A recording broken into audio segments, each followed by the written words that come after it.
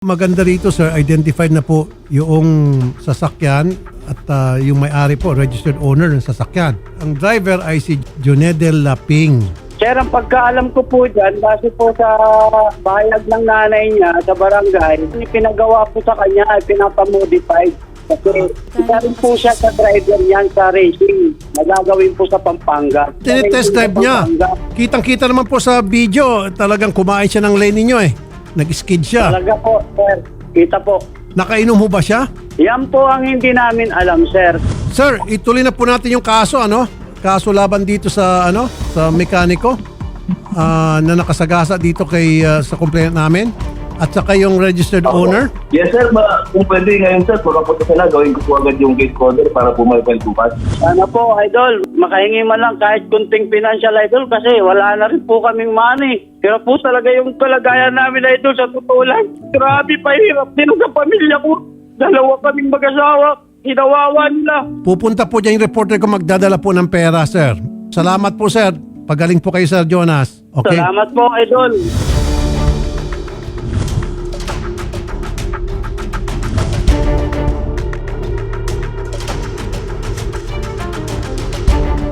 Magandang araw po sa inyo, Sir Jonas. Kamusta po kayo ngayon after po ninyong maere sa aming programa kahapon?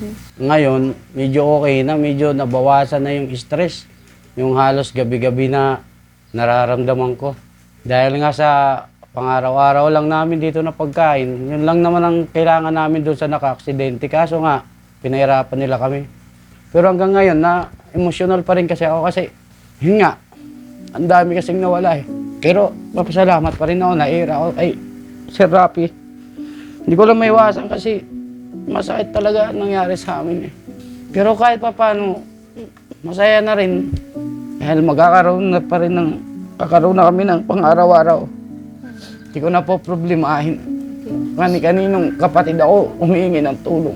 Ano po ba yung nawala sa inyo simula nung nangyari ang aksidente? Malaki po, trabaho ko. Tapos, isa pa, ang pinoproblema ko yung mga naging utang ko rin. Kasi tumutubo rin yun. Hindi ako makahulog, tinatawagan ako. Pero totally, nasagot ko naman sila, mga tawag nila. Kasi nga, ito nga yung nangyari sa amin. Kung hindi talaga kami na-aksidente, wala talaga. Tuloy-tuloy lang yung buhay namin. Pati asawa ko, nagtatrabaho, nawala ng trabaho. Dahil sa nangyari. Regarding naman po dito sa PNP, sila po ba ay nag-reach out na po sa inyo para po doon sa process ng filing po ninyo ng case? Simula na ere po, nag-reach out po kaagad. Pagkagabi po, dinala na kaagad dito yung motor. Kinuha doon sa may shop ng mekaniko na yun na nakabunggo sa amin.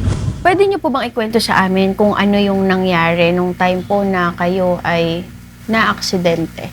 Ano po kasi yun eh. Nung mga 11:30, pumunta po ako ng Masinag, Antipolo. Sinundo ko po yung asawa ko sa trabaho niya. Tapos ayun, pauwi kami. Habang pauwi kami, binabaktas namin yung kahabaan ng Marcos Highway. Pagdating sa area ng aksidente, nung una, kumbaga, kung wala doon, hindi ko naman sinisisi yung truck. Pero kung wala talaga doon yung truck, baka di ako abutin ng aksidente na yun. Kasi doro-diretso na kami, nasa gilid na kami. Bumagal ako ng takbo. Tapos yun, may narinig na lang, ang narinig ko na lang talaga. Akala ko lang kasi big bike, yung harurot na napakalakas ng tunog ng tambutso ng sasakyan. Akala ko naman big bike lang. Pero di ko namalayan, sa amin pala pupunta. Kaya yun na, wala na gising na lang ako. Doon ako pinulot sa may ilalim ng truck. Ito po mga nakabangga sa inyo, ay tinulungan po ba kayo? Nung una, nung nandun kami sa ospital, nagsabi kasi sa akin yung pulis na, Sir, yung nakabangga sa inyo, wala na doon sa labor sa hospital. Wala na po roon. Parang tumakas na po. Eh, ngayon, may pumunta daw na kamag-anak doon sa police station na willing daw makipag-settle. Sasagutin daw nila lahat yung gastusin namin, lahat, kung anong mapag-uusapan. Ngayon, tinawagan ko yung magulang ko. Sabi ko, puntahan nyo ito. Tsaka yung mga kapatid ko, puntahan nyo to doon. Kasi magsisettle daw sila ang sasagot sa mga gastusin. So, nung nag-settle po kayo, ano po yung sunod na nangyari? Sila ba ay nag-comply doon sa settlement or hindi po? Ang unang settlement po, nung February 7, nagbigay sila ng paunang 9,500 na pang financial, pang gastos sa hospital o kaya pangkain dito sa mga naiwan dito.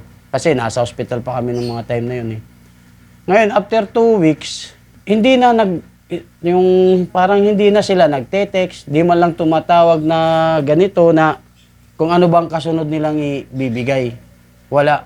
Ngayon, ang ginawa ko, dahil hindi sila kumukumple, pag tinatawagan ko, kasi ang unang binigay nila na contact number, yung sa kapatid. So, magkano lang po ang naibigay po sa Ito inyo? nga po, umabot po sila ng 23,000 ang naibigay nila sa akin.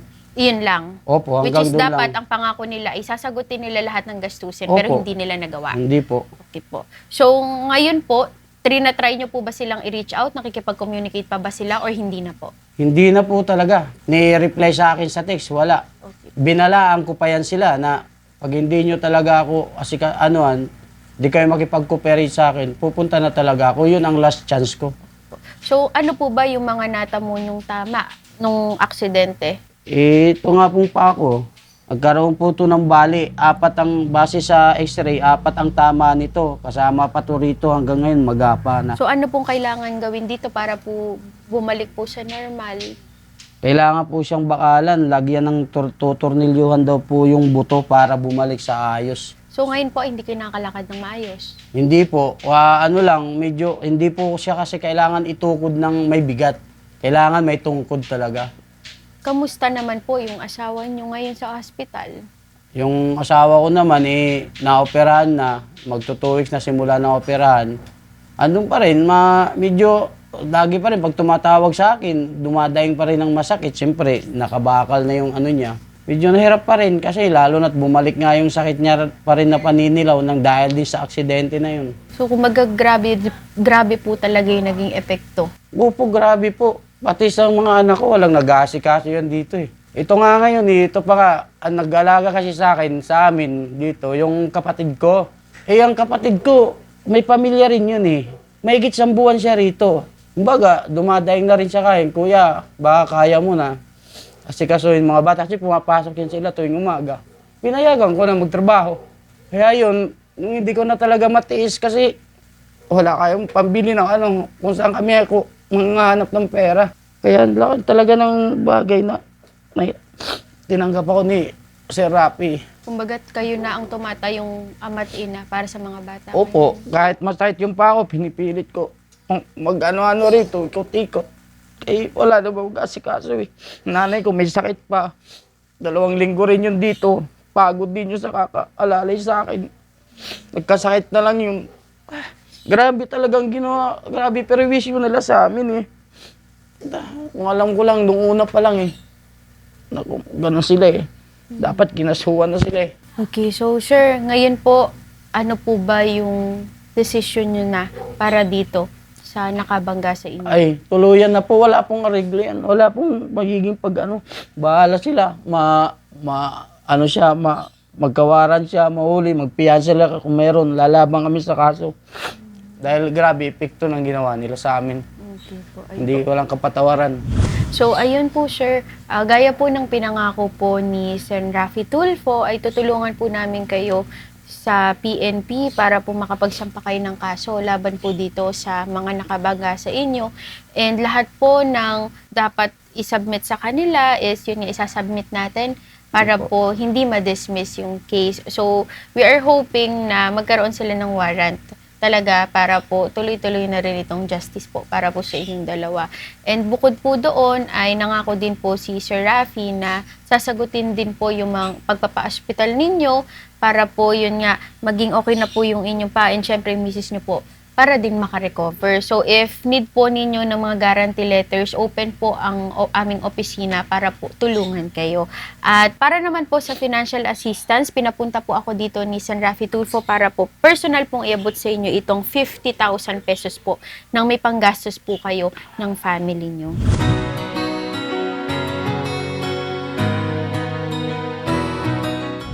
Sir Rafi Tulfo, maraming salamat po, Senator. Hindi pa ako nagkamali ng punta sa inyo. Malaking bagay po to. Hanggang gumaling kami ng asawa ko sa pang-araw-araw namin. Pinaiyak, sir. ano lang kasi, hindi ko talaga mapigil ba. Kasi dalawang linggo rin kami nagtiis. Kahit nga, mga anak mo, mag-uulam na lang kami ng pancit canton noodles. Kasi yun mas madali lutuin eh. Masakit kasi pa ako eh. So, ayun, tatay, sana makatulong po yung 50,000 pesos and sisiguraduhin po namin na para po doon sa bakal ninyo sa paa ay wala po kayong gagastos. Ganon din po sa inyong misis. Okay po? Salamat po, ma'am. Lalo na po kay Senador. Para po kay Senator Rafi Tulfo. Maraming salamat po sa financial na tulong niyo po. Halagang 50,000 pesos po. Malaking tulong po ito sa pagpapagamot sa aming mag-asawa at saka po sa pang-araw-araw namin pong panggastos. Kung ano pa man po ang pagkakagastusan po sa sitwasyon po namin. Maraming salamat po ito. Basta nasa tama ka, ilalabang ka ng patayon kahit... Sir, ito po yung motor ninyo na nasira. Kailan po ito naibalik nga ulit ng PNP po sa inyo? Noong March 25 ng mga 10 ng gabi. Kumbaga, araw din po nung na-ere Opo, kayo, binigay opo. din sa inyo. Inasikaso kagad ng pulis. So sir, pansin po namin na talagang wasak na wasak siya. Ano po ba ang naging tama niyan nung aksidente? Yung dito po kasi yan sa left side ang unang tinamaan kami. Nung nahulog na kami, inano pa yan, inakay pa yan papunta doon sa truck ng basura eh. Kaya ganyan ang itsura niya, nasama talaga eh. Kasi tumilapon na kami sa unang pagkabangga sa amin eh. Tumilapon na kami ng asawa ko eh. Tapos yan, nakaladkad pa yan papunta doon sa truck ng basura, kaya ganyan na inabot eh. Parang total, almost wreck na din. O, kaya nga po eh, total wreck na nga talaga. Kung marami nga tumingin na dapat daw, ano yun na yan, papalitan na ng bago talaga eh. Okay, so Sayang nga lang kasi katatapos ko lang to sa kasa eh, paghuhulog eh.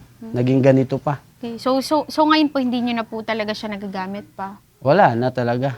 Sa itsura pa naman, makikita naman.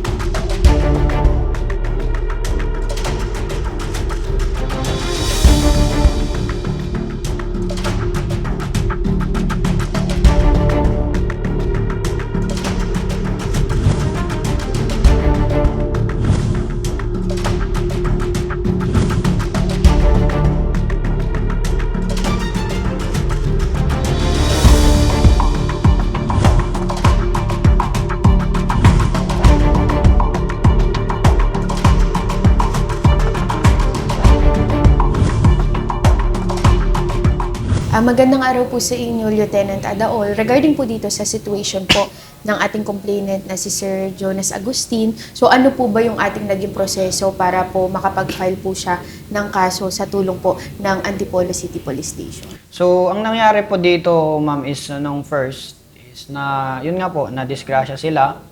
And then, nung una po, nagkasundo po naman sila. Kasundo sila na ibabayaran yung mga damages and then sa pagpapa-ospital. Kasi nga po, bali itong mag-asawang to na nakamotor, parehas bali po ang paa. Yung isa sa kanan, tapos yung isa naman is sa kaliwa. Ang nangyari po, ma'am, is yung kamag-anak nung driver ng kotse ang nakipagsundo. Kasi yung ating driver na bumangga is nandun po sa ospital.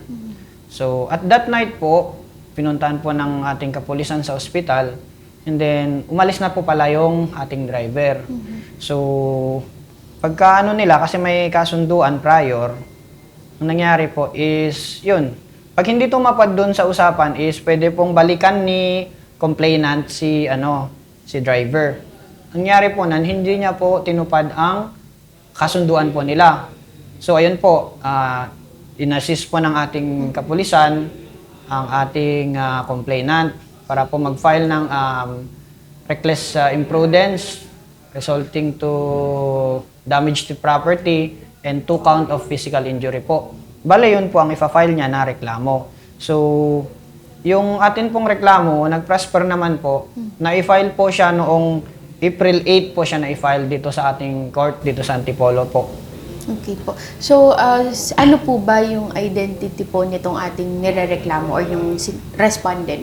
Yung ating nirereklamo po is siya po si Jenedel Laping. Ang nakalagay po sa kanyang profile is parang nag-aayos po, nagkukumpuni po siya ng makina.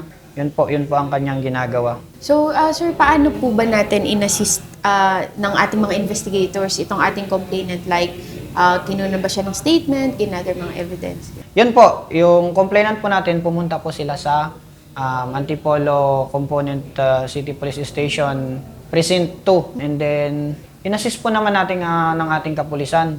And then, yun nga po, sinabi na hindi sila tumupod sa usapan na yung sa pagpapagamot and then sa damages.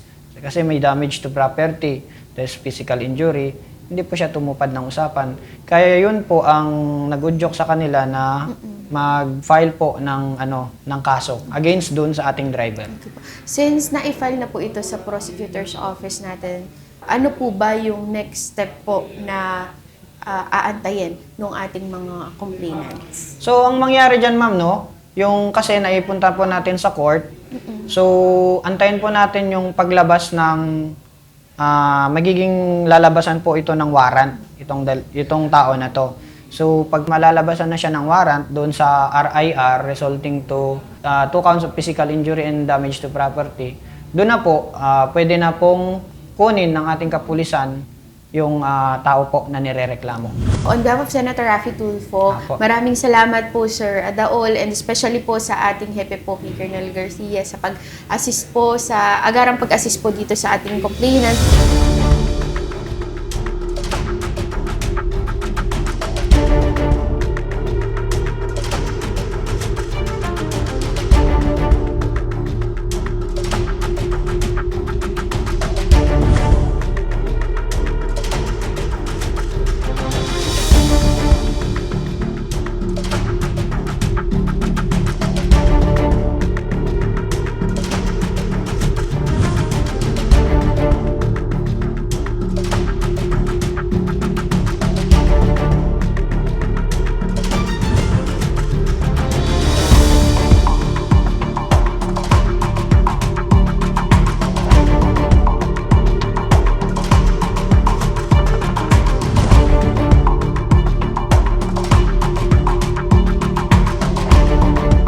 So sir, kanina nga po ay galing na po tayo sa Hall of Justice at formal na po kayo nakapagsampa ng kaso laban po dito sa nakabangga po sa inyo. So ano pong masasabi niyo? Nagpapasalamat ako dahil sa umabot muna ng 2 buwan bago magkaroon ng pagsasampa ng kaso. Pero sa ngayon medyo okay na sa pakiramdam kasi naisampa na yung kaso. Maghihintay na lang ng hearing sa schedule. And bukod po dyan, sir, nangako po si Sir Raffy na kung meron pa po kayong kailangan para po doon sa pagpapa-hospital po sa inyo, yung sa paa nyo po, and syempre yung kay Mrs. kapag po kailangan ng mga guarantee letters para po sa ospital, ay nandito lang po kami. I-message nyo lang po ako para po mabigyan po namin kayo at maproseso po natin. So, sa ngayon, yun nga po, na ibigay na rin natin yung 50,000 para po doon sa panggastos ninyo at na-file naman po yung kaso. Ano na lang yung mensahe nyo kay Sir Raffy po bilang pasasalamat? Idol, Senator Raffy Tulfo, nagpapasalamat po ako. Sa wakas po, naisampa na po namin ang kaso laban po kay Jonedel Ingero Laping. Ako po ay nagpapasalamat at naghihintay na lang po sa susunod na hearing sa schedule. At nagpapasalamat din po ako sa naibigay niyong tulong sa pang-financial po namin sa 50,000 po. Malaking tulong po. At saka sa hospital po sa mga guarantee letter na naibigay at naibibigay pa sa mga darating. Nagpapasalamat po ako para doon. At lalo na po ito sa magiging sitwasyon ng pako. After 3 weeks po na schedule, aabangan ko pa po kung anong magiging resulta po sa follow-up check-up ko po. Thank you po, Sir Raffy. Salamat sa'yo, Idol Raffy